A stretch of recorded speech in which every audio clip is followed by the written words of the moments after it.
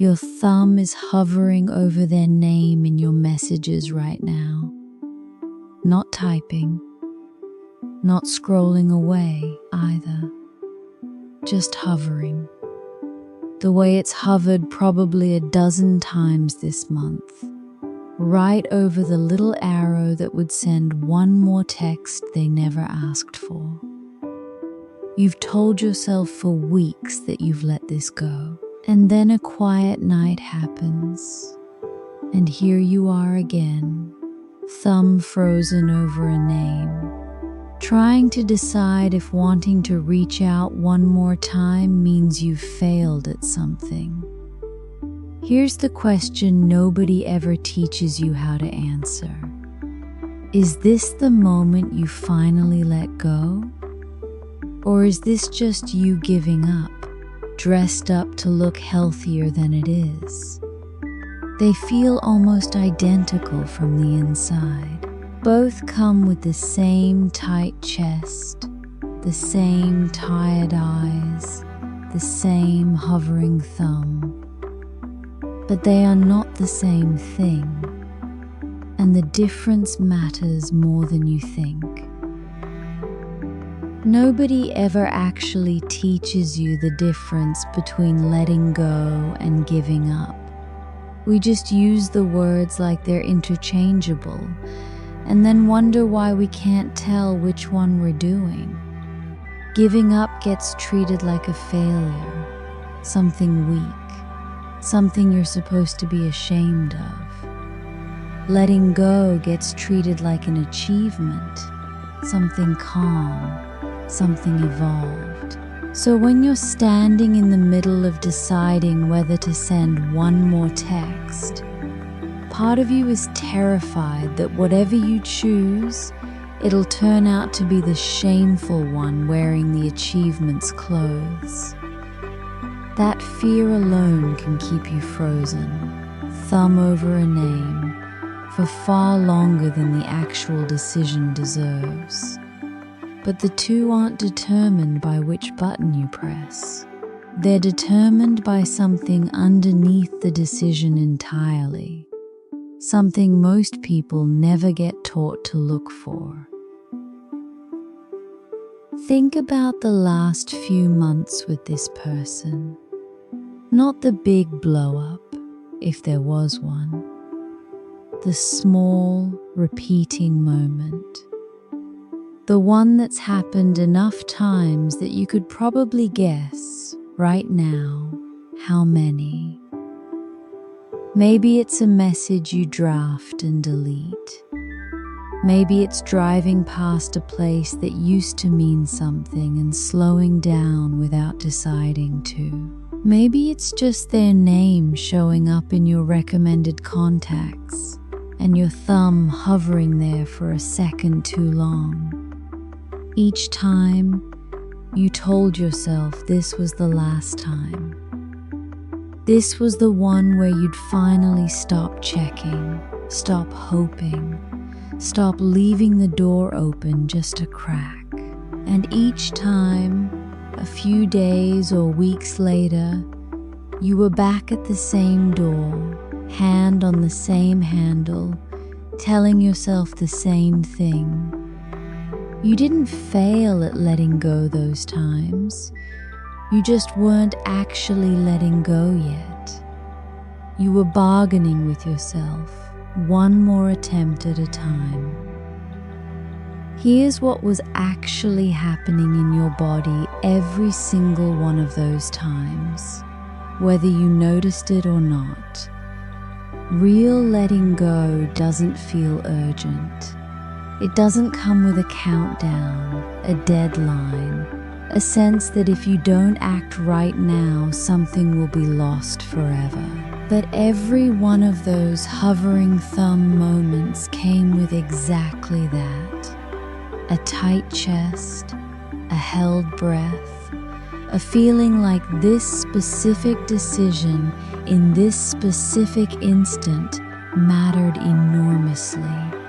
That urgency is the tell. It's not the mark of finally being ready.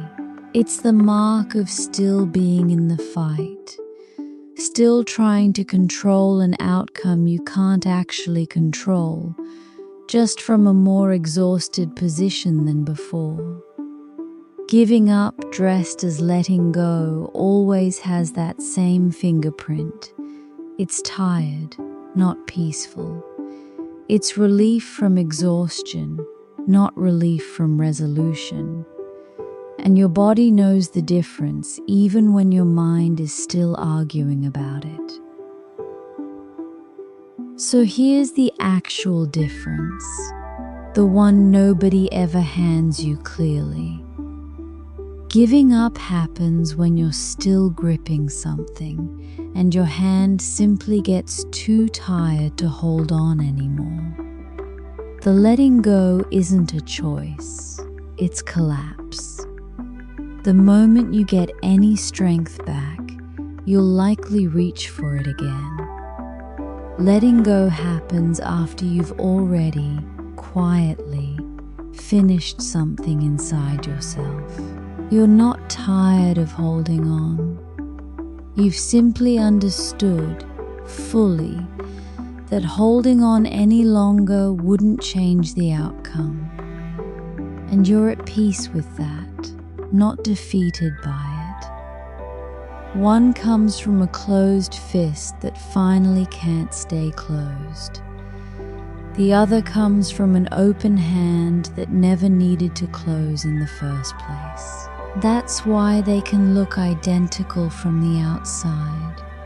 The same silence, the same unsent text, the same person no longer in your life, and still be two completely different acts, built on two completely different feelings underneath. The question was never, should I let go or keep trying? The question is, when you finally stop, will it be because you're spent or because you're at peace? Only one of those actually holds. I want to give you a way to actually feel this difference in your body instead of just thinking about it. You don't need an object nearby. You can imagine one. Picture something small enough to hold in one hand. A stone, a key, something with a little weight to it. Now, in your mind, close your hand around it. Grip it. Feel your fingers tighten. Your knuckles go a little pale. Your forearms start to tense from holding on. Hold that grip for a moment. Notice how it feels. Effortful, a little tiring, like something you have to keep choosing to maintain. Now let your hand get tired enough that it simply can't hold on anymore. Let your fingers loosen, not because you decided to, but because they gave out. Notice what that release feels like. Relief, but also a kind of defeat underneath it. Now reset. Picture the object back in your closed hand one more time. This time, don't wait to get tired. Just notice. Is there any reason to keep holding this right now, in this moment? If there isn't, slowly, on purpose, open your hand. Let your palm go flat. Let the object rest there or fall without any effort at all. Notice how different that feels. Not tired, not defeated, just open. That's the difference. Giving up is the grip finally failing. Letting go is the hand that decided, on its own terms, that it didn't need to hold on anymore. Next time your thumb hovers over a name, you don't have to guess anymore which one you're about to do. Ask your hand, not your head. Is it tired or is it open? Is this collapse or is this peace? If it's tired, that's all right too. Tired is honest. But don't call it letting go until it's actually open. And when it finally is open, when you can picture setting it down without your chest going tight, that's not you failing to care anymore. That's you finally finished carrying something that was never yours to carry forever.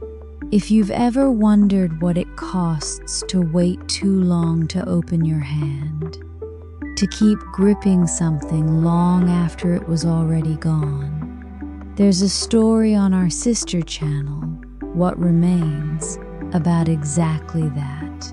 The link is below.